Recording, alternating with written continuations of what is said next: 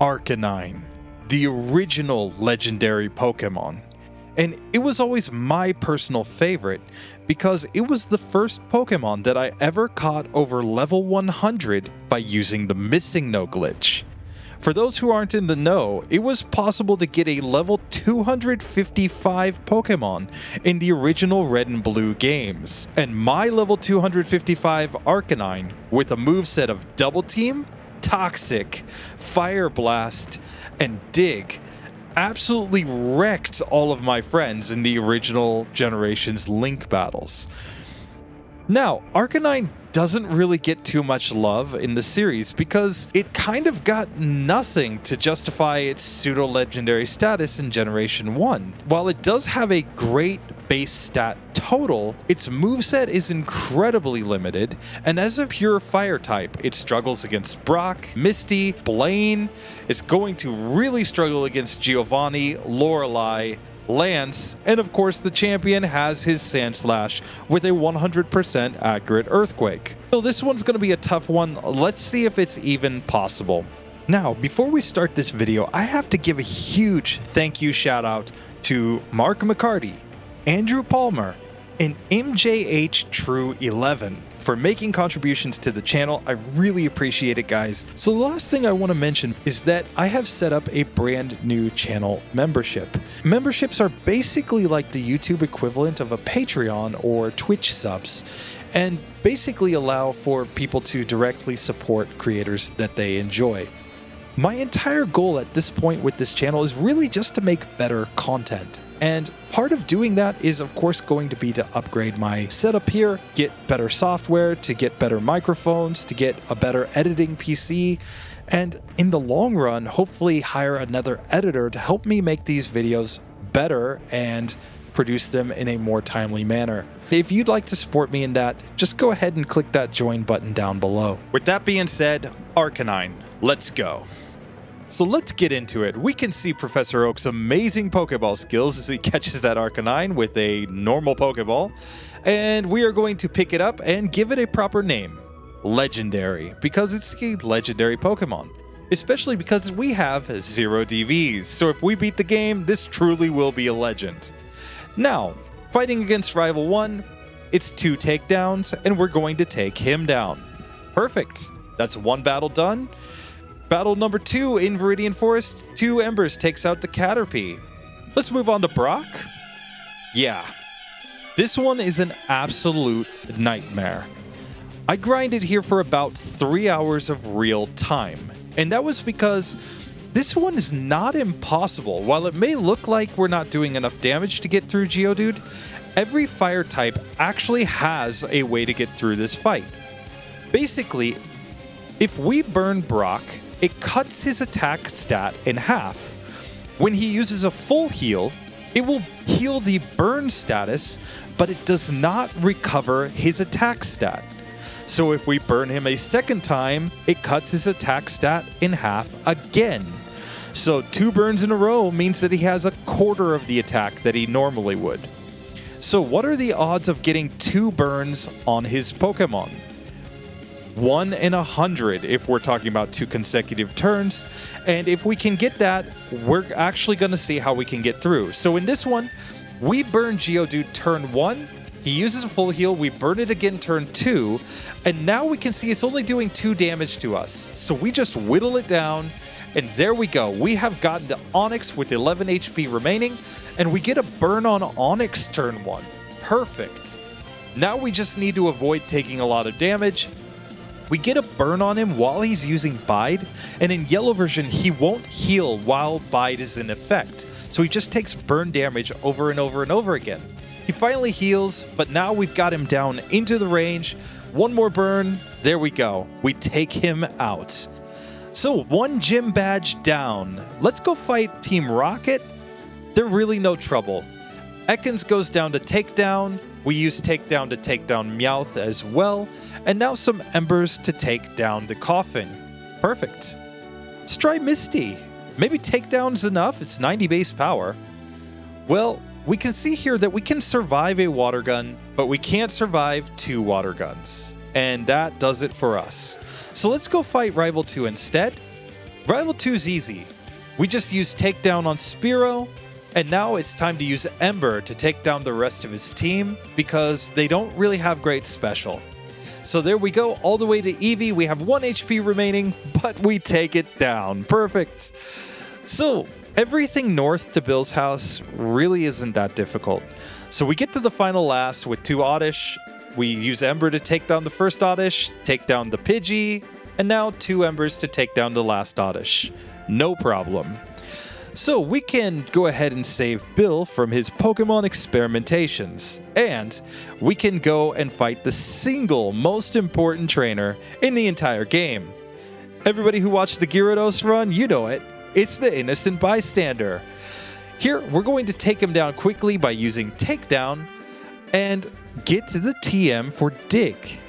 Dig is a 100 base power ground type move, but that means that it will be neutrally effective on Misty, so let's try it. Here, we go ahead and use Dig turn 1. It's not a one-hit KO, but we are able to tank a Water Gun, so we take down Staryu. Now, we take a Water Gun from Starmie, and she uses an X-Defend, giving us a chance to get the critical hit and knock her out. There we go, 2 gyms down. Now we can go and fight Rival 3, and I'm thinking this one's going to be pretty easy. We're just going to use Takedown here on the Spearow. That's a one-hit KO. Now Dig 1 hits Rattata, Dig 2 hits the Sandshrew, and Dig 1 hits the Eevee. So there we go. We can pick up the Cut HM, and we've got Dig, so let's just go fight Lieutenant Surge. He's going to be easy too. So here, we tank a massive Mega Punch turn 1, but he uses an X-Speed the second time, so we get a free hit and knock him out. So now moving on to Cerulean. None of these trainers are really all that difficult. We really are just whittling them down with Dig. So when we get to the self-destructing Hiker here, we're just using Dig because it's super effective, but also if we're underground, self-destruct will just miss. So we take down the 2 Geodudes, and now Graveler explodes while we're underground. So now we can go and fight Rival 4. And this one's not too bad either. Here, Takedown is perfect for getting the Spearow down into the range, and Ember takes it out. Now Dig takes out Magnemite. It's going to be a few Digs to take out Shelter because it's just going to spam Withdraw. Now we can use Dig to take out the Sandshrew, and of course, it's going to be time to take down the Eevee. There we go.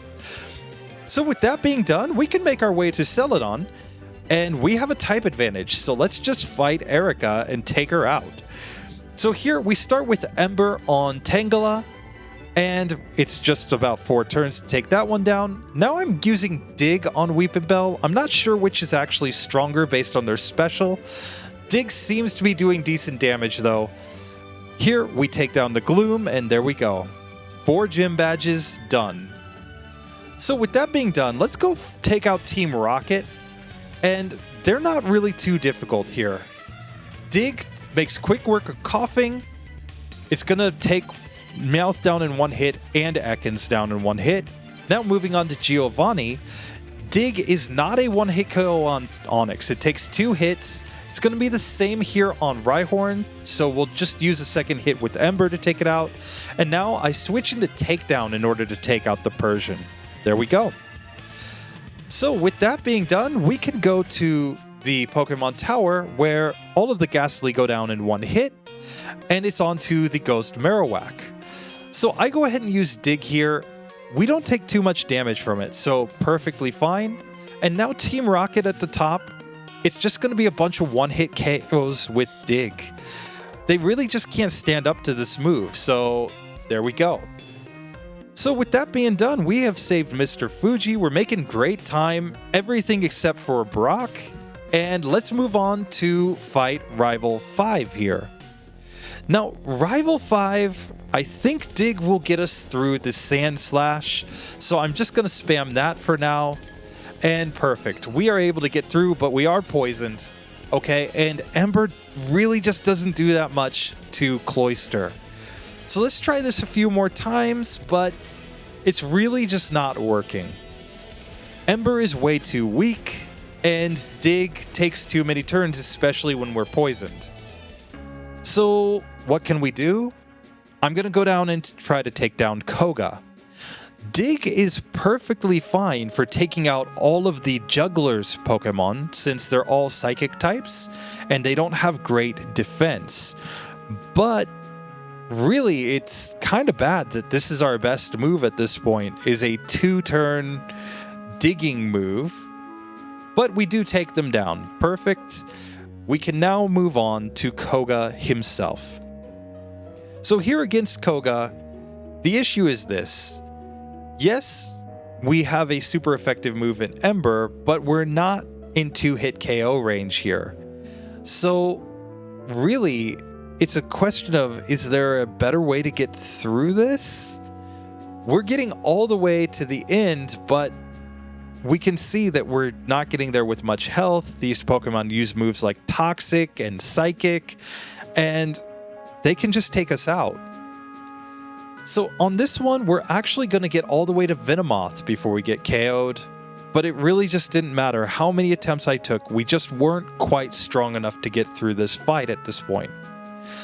So I decided to go to the Safari Zone and pick up the items and just think about what my next move would be. Well, I think I have an answer, folks. Whenever you're in trouble in the middle game, it's time to take up gambling. Gambling solves all of life's problems. As we can see, it takes a small eternity to get 5,500 coins, but once you do at the Celadon Game Corner, you can purchase HyperBeam. HyperBeam is 150 base power. So with HyperBeam in our arsenal, maybe we can take out some of these opponents? Let's go try it. So I decide to replace Takedown with HyperBeam, and let's go fight Rival 5. Here, we kept Leer because we can use Leer to lower the defense of our opponent, and then it's 2 Hyper Beams to take down the Sandslash. Here, we're going to use a Hyper Beam on Cloyster. We took out about half of its health with that one, but that was because it was a critical hit. Here, we managed to finally take it down though. Dig takes out Magneton, Dig takes out Kadabra, and then it's 2 Digs to take down Flareon. There we go. We have beaten Rival 5. We can go beat up on the Rockets now. Dig is a 1-hit KO on both Weezing and Arbok, and a Hyper Beam for Meowth. There we go. Now let's go fight Giovanni. He's going to lead off with Nidorino, so let's just use Dig to take that one down. Perfect. Now, Hyper Beam on Persian is not a 1-hit KO. It actually takes 2 hits to take it down. Now we can Dig on the Rhyhorn. In order to take it down, it's 2 hits. And finally, Nidoqueen is 2 hits with Dig. There we go. Now back to Koga. And even at this level, at this point, this is not super consistent. But basically the strategy is this. I'm going to use Ember and then Hyper Beam on each of the Venonats. Basically, by using one Ember, we'll get them in the range to KO them with Hyper Beam. And when you KO an opponent with Hyper Beam in Gen 1, you do not have to recharge. Here, we get all the way to Venomoth before we get taken down. Let's try this a few more times. It's really just a grind to get the luck to line up here, which is why this probably took me about an hour of real time to get through Koga. He was basically the second hardest fight after Brock up to this point. So basically, we're just grinding for a run where we get to Venomoth without hopefully being poisoned by Toxic, and we can land the hits that we need. This is going to take a while, folks, so sit back and enjoy yourselves.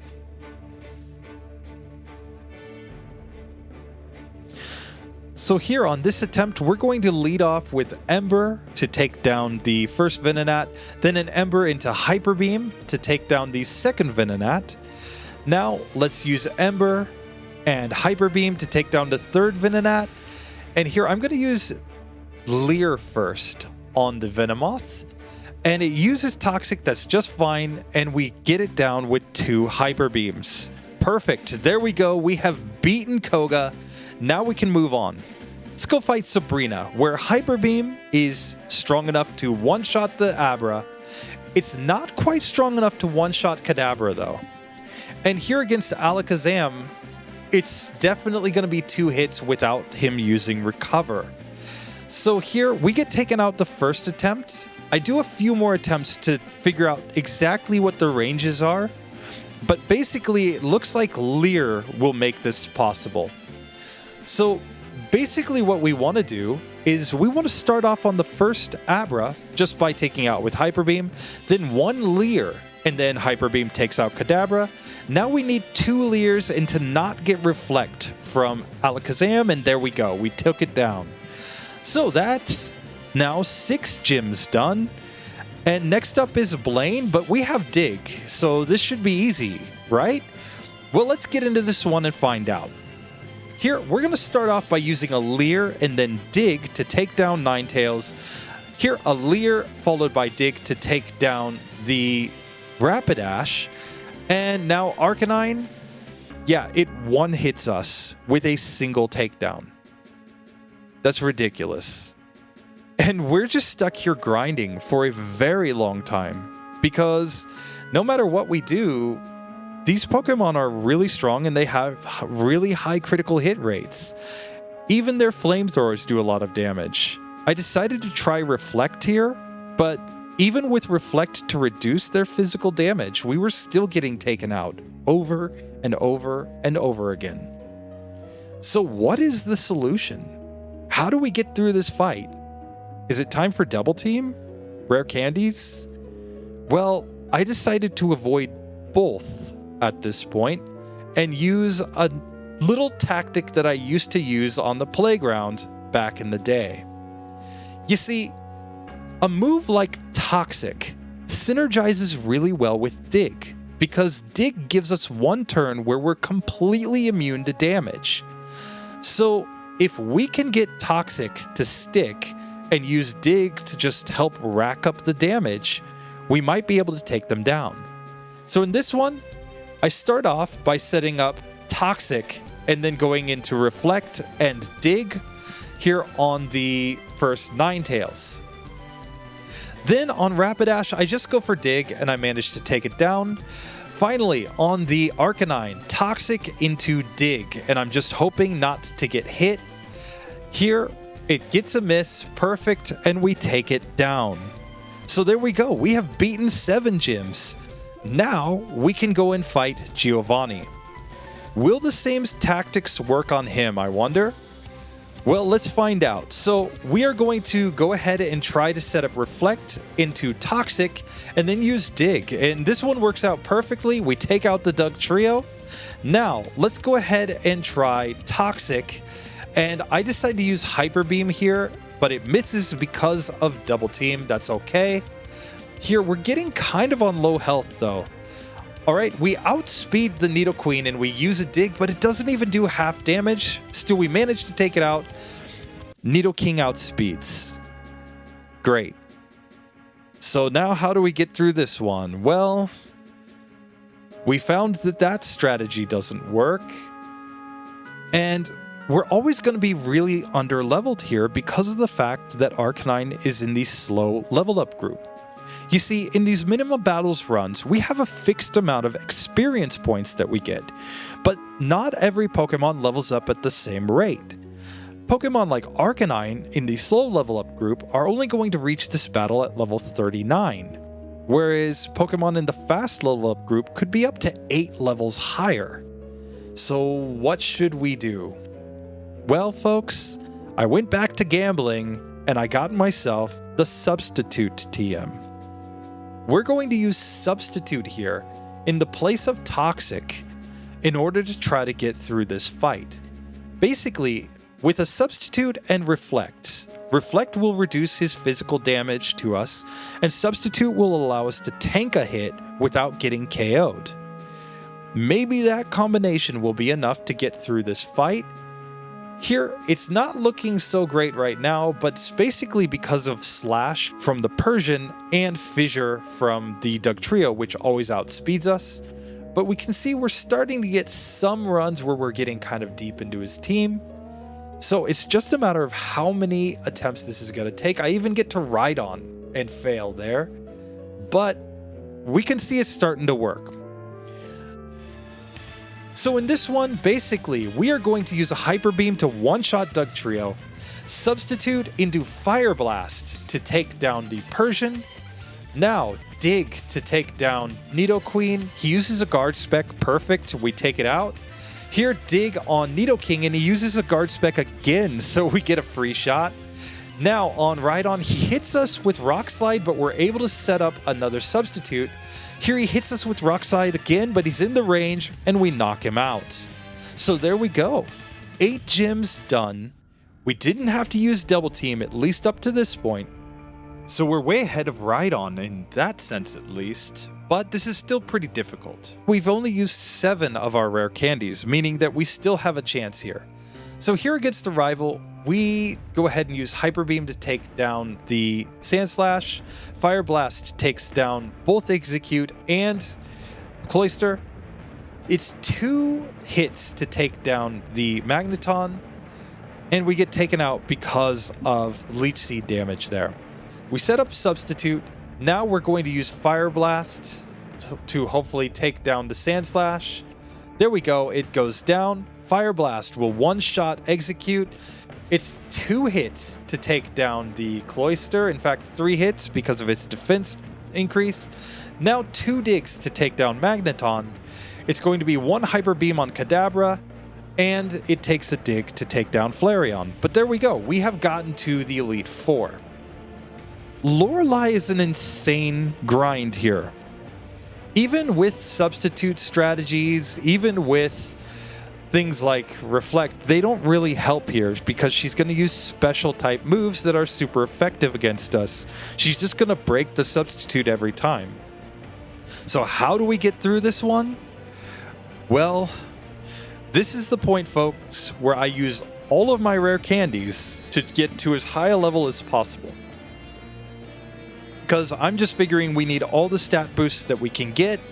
But even here at level 51, which is as high as we can get at this point, we've used all our rare candies, it's not working. So we're going to have to resort to Double Team. So if you are a runner who doesn't like to use Double Team, well, rip Arcanine right here. But for me, I'm going to go ahead and use it. I'm going to replace Hyper Beam with Double Team. And now, even with Double Team, it's not super consistent, but we can get a run like this one, where basically we're going to take down the Dugong, set up a substitute, now Double Team. Basically, we just wanted it to rest so that we could get some free turns to set up. Now, it's a couple of Fire Blasts to take it down. There we go. 1 Fire Blast takes out Cloyster. Now we're using Dig to take out Slowbro. And fortunately, it's using Withdraw. Very good.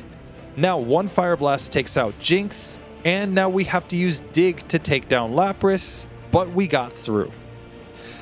Now, I decided to avoid using Double Team as much as possible in this section because maybe it's just Lorelei.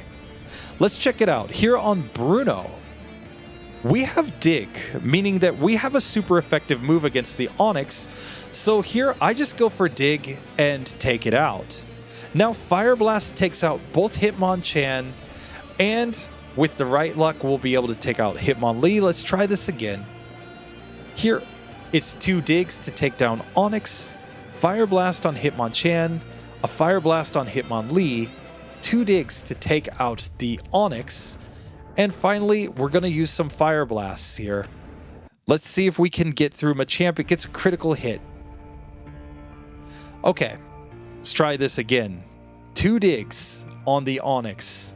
Can we get the luck? There we go. Now Fire Substitute into Fire Blast on the Hitmonchan. Fire Blast on Hitmonlee. A couple of digs here on the Onix. And now I'm going to use Fire Blast to take out the Machamp. And Dig to finish it off. Let's see. There we go. Perfect. We took him down. So no Double Team needed there on Bruno. He can be a little trolly, but we got it done. Now Agatha.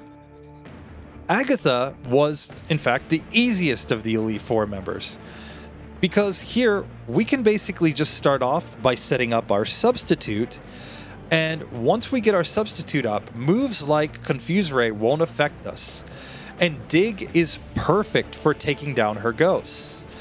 Once we actually manage to land a Dig, it's a one-hit KO.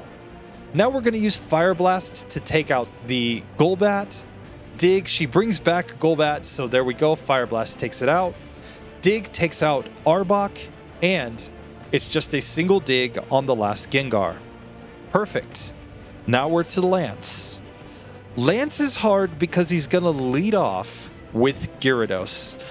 So I decide I'm going to go ahead and forget Dig at this point. It's not really useful to us anymore. Instead, I'm going to learn Mimic. Mimic will allow us to basically take down his Pokemon by using HyperBeam. So I debated which move to forget, but in the end, I think it just has to be Dig. Dig just doesn't do enough for us here. Fire Blast is a stab move. So here, we're basically trying to get the luck where we can set up Double Team and Substitute here on the Gyarados. It takes a ton of attempts, but we start to be able to get deep into his team. Here, we mess with our moveset just a little bit more to see exactly what we can do here, but it's really just Double Team and Substitute. It has to be that play. So we're grinding over and over again, just trying to get the luck. Here in this one, we are going to go ahead and set up our Double Team. We get the misses that we need. We survive one Hydro Pump. And now it's just a matter of setting up with Mimic. We're going to Mimic Hyper Beam since we have all of our badge boosts in. So here I go ahead and use Hyper Beam to take out the Gyarados. Now I'm using Fire Blast and Hyper Beam on each of the Dragonairs. Now, here on the Aerodactyl, we get taken out. Let's try this again. So, Double Team, let's get it set up, and we get our substitute up, perfect. Now we're just going to finish setting up Double Team and use Fire Blast, and it takes 3 Fire Blasts to take out the Gyarados, but it goes down. Now we're going to use some Fire Blasts here on the Dragonair to finish that one off. Now I'm going to mimic Ice Beam here. And with Ice Beam, this becomes an incredibly easy battle from here on out.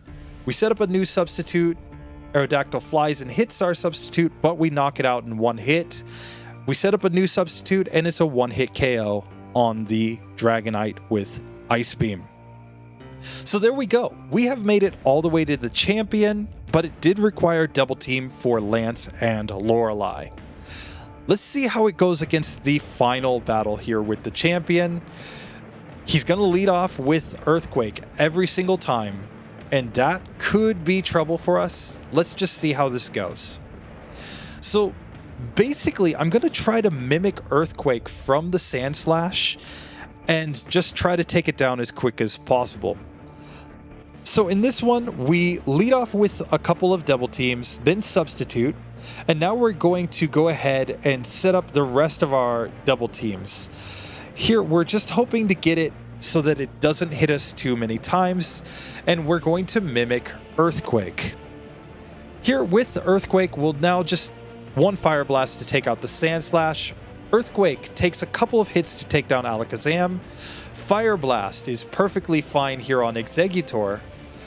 Earthquake here for Magneton. It takes 2 hits, but it goes down. Now I'm going to set up a substitute and use Fire Blast to try to take down the Cloyster. There we go. And Earthquake. It's 2 hits, but we take down Flareon, and Arcanine gets through. It took a lot of grinding to make this one work. About 3 hours on Brock, it took another hour on Koga. But in the end, we were able to make it work, and we didn't have to use Double Team until the Elite Four.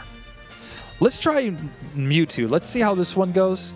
Against Mewtwo, the strategy is pretty simple. We want to set up our Substitute and Double Teams, and then after we can get our evasion up enough, we're actually going to mimic Psychic from it. Psychic carries the chance to lower the opponent's special. And if we lower its special enough, we'll be doing more and more damage, and eventually we'll get it into the range that we can knock it out. So here, we basically use up all of our Psychics in order to get its special down as low as possible, and even though it's healing with Recover, Fire Blast takes it down. So for this one, I'm not really going to say that it was a win per se, because it's not really in the same vein as something like the Ponyta run, where we were using Toxic and Fire Spin, or something like the Bulbasaur run, where Leech Seed and Toxic were allowing us to get through, or even something like the Nidoqueen run, where Double Team was being used, but the real strategy was Body Slam and Horn Drill to knock out our opponents.